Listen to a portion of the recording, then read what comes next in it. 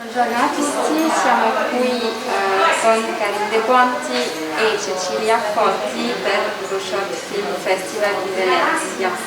Buongiorno. Buongiorno. Cominceremo con una domanda per lei, Karin De Ponti. Sì.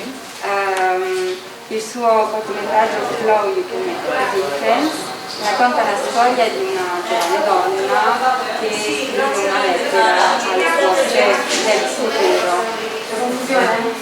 Sì, ho intuito. In questa lettera affronta le difficoltà appunto di una società patriarcale. Perché ha scelto di trattare di questo tema nel suo cortometraggio? Allora, io vengo innanzitutto da un background prettamente teatrale in cui ho fatto spettacoli per lo più sul femminicidio, sulla violenza alle donne, e in realtà questa volta ho pensato di voler dare comunque un messaggio diverso da quello che è la violenza, e infatti negli ultimi miei lavori, che sono dedicati appunto alla violenza alle donne piuttosto al women empowerment, c'è appunto questo discorso di femminilità che comunque vince sulla difficoltà, o comunque dove la donna riesce a sopravvivere o comunque a guadagnarsi quello che è il suo posto. In realtà questo lavoro è un esperimento, faceva parte di un concorso a cui ho partecipato, in cui veniva chiesto di lavorare in un minuto quello che secondo noi poteva essere la femminilità, o comunque la femminilità che si impone nella società. Allora ho pensato di lavorare su quello che è il concetto comunque positivo, il valore aggiunto che dà alla donna. Sostanzialmente si parte da quello che è proprio l'acqua, perché l'acqua è nascita, è comunque legata al parto, è legata a un sacco di cose, è l'acqua che dà comunque la possibilità alle piante di crescere, a un sacco di cose, c'è tutto un altro, anche sott'acqua c'è un altro mondo sostanzialmente. Quindi ho pensato di partire dall'acqua per poi da lì sviluppare in parte il discorso della nascita, che arriva quasi verso la fine, che è questa madre in attesa con un palloncino. Questo è un discorso un po' più lungo che è legato a un altro mio lavoro, dove secondo me la nascita è comunque ha quella forma tipo il palloncino, che poi può decidere se se svilupparsi in vita oppure vanificare in quella che è l'aria. Flow perché comunque l'acqua è comunque qualcosa che è un flusso, comunque la donna è comunque è molto flessibile, comunque anche oggi ci è richiesto di essere molto flessibili, anche troppo tante volte, per cui c'è poi la donna manager che comunque ha un ruolo da tenere, che appunto sono subito dopo l'acqua c'è il fotogramma di questa donna manager che perde comunque la pazienza, perché comunque le donne perdono spesso la pazienza, non solo le donne, però ci è richiesto comunque di stare nell'uniforme, però di fatto non ci si può stare comunque in questo uniforme, perché proprio si è flessibili, comunque la nascita non può stare in un uniforme, la nascita o chi dà vita a qualcosa ha bisogno di espandersi, a quel flow dall'acqua si arriva alla donna, alla maternità in quanto tale. Quindi sostanzialmente volevo togliere un po' quello che era il discorso di questa negatività che comunque se ne sente parlare comunque tutti i giorni, e dare comunque un qualcosa, una visione differente di quello che è la donna sostanzialmente. È tante altre cose, ma non è solo la vittima di violenze o di submissions, comunque. Basta. Grazie. Cecilia Foti, adesso vorremmo un attimo focalizzarci e parlare del suo lavoro, Scandali Segreti, che è un omaggio a Monica Vitti, dove emerge principalmente questo stretto legame con l'ambientazione e il legame tra l'attrice e la città, tra l'altro sua città natale. Sì.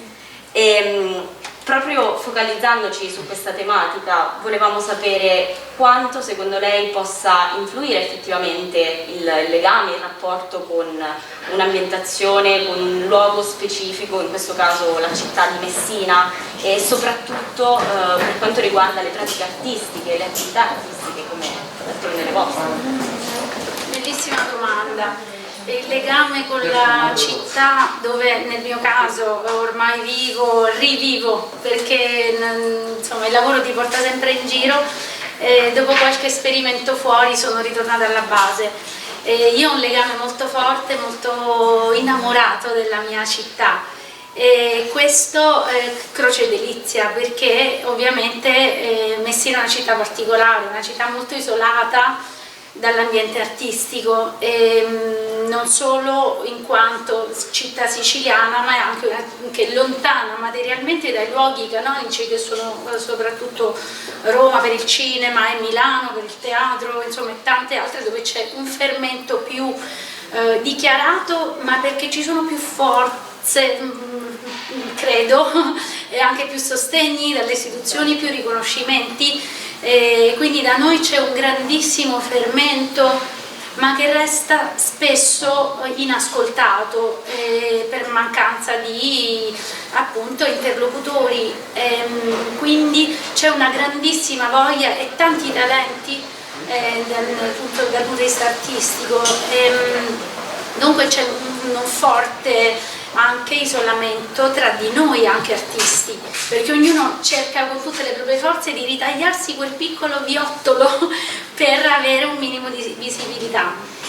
Quindi essendo durante il lockdown, è nata così l'idea, durante il lockdown, essendo a casa, quindi volevo fortemente mettere in atto la mia pratica da attrice, perché io sono anche cantante. La musica è più facile che possa usufruire dei social, che possa avere una visibilità. Con il mio quartetto al femminile, tra l'altro, abbiamo avuto grande veicolo con i social, e invece non amavo mettermi come tante colleghe anche coraggiosamente facevano, che so, racconto la favola e mi riprendo, oppure faccio un mio monologo, mi immagino un casting e mi riprendo. Quindi questa forte voglia di recitare, di palcoscenico, proprio di teatro, mi ha fatto venire l'idea, perché in un festival nato appunto in Sicilia sul genio femminile è stato presentato un testo, questo testo di Michelangelo Antonioni, sconosciuto, perché è stato fatto a teatro da Monica Vitti, Giancarlo Sbraggia, Virna Lisi, quindi un cast stratosferico negli anni 50, è messo nel cassetto, quindi interpretato solo da Monica Vitti, questo personaggio del quale mi sono innamorata, perché è stato presentato questo testo, l'ho letto immediatamente, mi sembrava scritto ieri, perché parla della libertà delle donne di esprimere i propri sentimenti senza essere giudicate, perché noi appunto dobbiamo essere fluide, performative, correre come l'uomo, ci mancherebbe, ma l'uomo magari con più abitudine esprime, che so, anche col linguaggio più da strada, possiamo dire, farei qualcosa con lei, con l'altra, non so, apprezzamenti vari. Invece le donne comunque siamo incasellate nell'essere pudiche anche quando desideriamo esprimere con esplosione proprio di cuore magari anche una gioia. Perché no, non puoi gridare, no, da piccola ci dicono no, a me dicevano non parlare forte, non cantare sempre, perché mi capitava appunto di farlo, e soprattutto avevo questa voce squillante, quindi l'essere sempre incasellata e trattenuta, come dire. Infatti ho detto nella presentazione al teatro, all'auditorium, per me è stato un senso di libertà leggere questo annuncio delle Mujeres. Quindi dopo aver fatto questo corto assolutamente altro che sperimentale, casuale direi, non ambivo a nessun festival, nessuna proiezione, semplicemente mi è venuta l'idea di far vivere questo testo e di far conoscere il fatto che Monica Vitti ha vissuto 8 anni di vita a Messina. Tra l'altro c'era un forte legame perché lì c'era un festival del cinema molto importante, ormai è a Taormina, e poi lei ha un fortissimo legame con il mare, e io mi chiedevo ma da dove viene, perché appunto lei a Messina stava a contemplarlo, lo frequentava, e aveva, quindi per questo poi c'è la scena al mare, per questo ci sono dei luoghi dove lei ha vissuto, è andata a scuola. Insomma, mi faceva piacere anche far conoscere questo aspetto di questa attrice alla quale io mi sono ispirata, a una parola grossa, come dire, per me quando io da piccola vedevo questi film di Monica Vitti dicevo io voglio fare questo così come fa lei, cioè, quindi per me è un modello anche di espressione gioiosa, di comicità, come mi aggancio all'intervista precedente, e anche di verità. Quindi il flusso, questo monologo finale del testo, è un flusso di sentimenti senza freni. Quindi se soffri ti puoi strappare i capelli, non fai scandalo. Se invece magari sì, sei libera di fare altro, c'è tutto questo pudore che ci blocca. Quindi, Grazie. grazie a voi. Volevamo inoltre chiedervi un'ultimissima cosa ad entrambe. Qual è secondo voi l'impatto che hanno avuto e continuano ad avere iniziative come quella di appunto Mujeres, e più in generale cosa pensate delle cosiddette quote rosa nel mondo del cinema? Allora, innanzitutto è una domanda un po' non difficile, nel senso che di base si parla tanto di parità femminile, inutile, ne hanno parlato anche nell'intervista precedente, si parla di comunque che di fatto ci siamo guadagnati un posto anche noi, però alla fine quello che noto è sempre di base, è sempre una gran difficoltà, perché non si arriverà mai, non lo so, almeno si arrivi magari a certi livelli dove hanno potere, dove possono affermarsi nella società, non parlo solo di soldi, parlo proprio di potere mediatico, allora forse qualcuna di queste donne riuscirà ad avere una parità come l'uomo, però di fatto quello che si vede è che non siamo ancora a livello di essere considerate, ma in parte è anche giusto, non dico che sia così, però è giusto che ognuno abbia i suoi ruoli, che poi comunque tutti dobbiamo riuscire a arrivare ad avere un lavoro, a vivere normalmente, degnamente. Su questo non ne faccio la differenza di uomo o di donna, però di fatto si notano comunque degli atteggiamenti dove l'uomo tende a sopravvaricare la donna. Non sto qui a parlare di scandali, di cose di cui abbiamo sentito parlare altre volte, o di Me Too movement.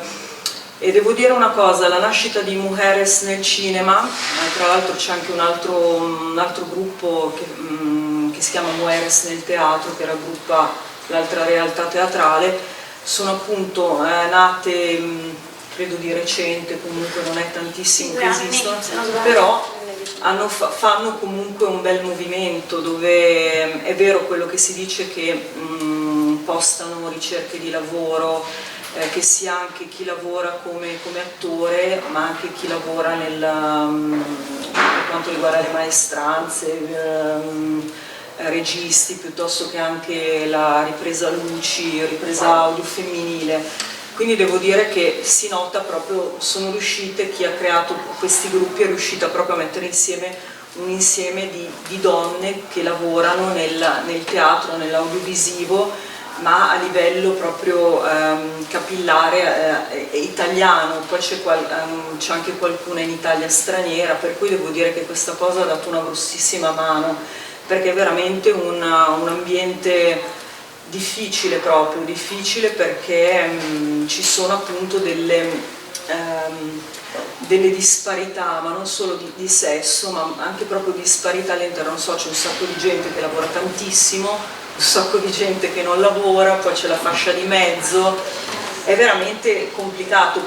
ed è difficile soprattutto trovare donne che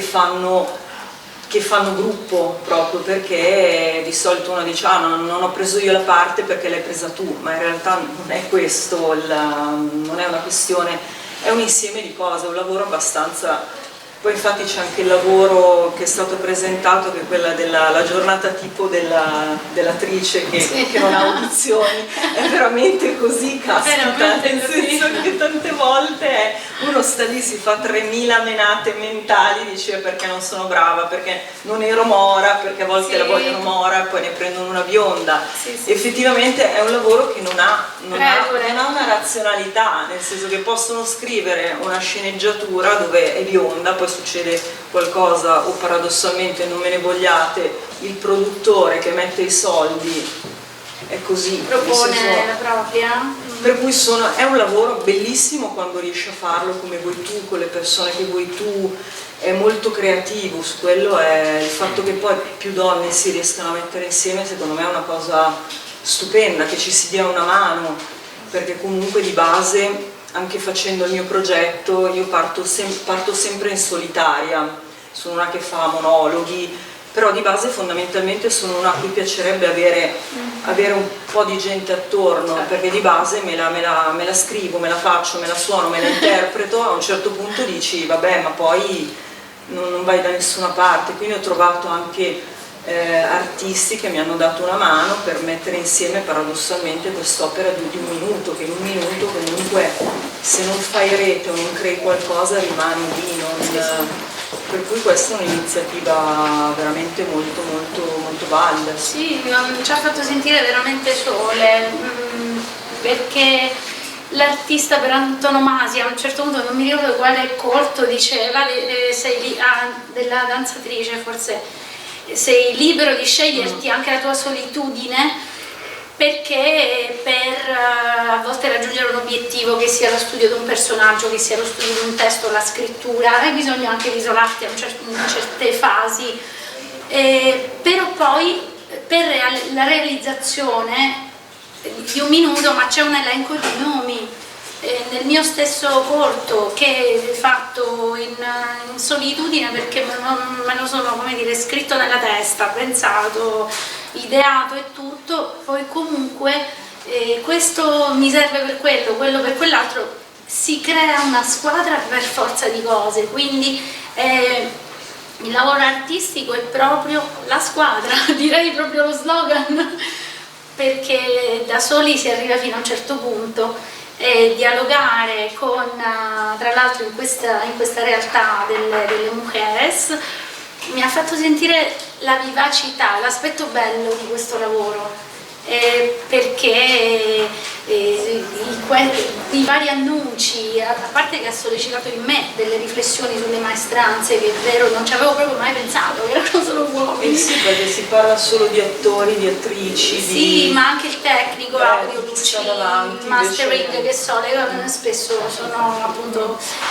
quindi io lo vedo assolutamente positivamente di grandi sviluppi questo ambiente, come le collaborazioni,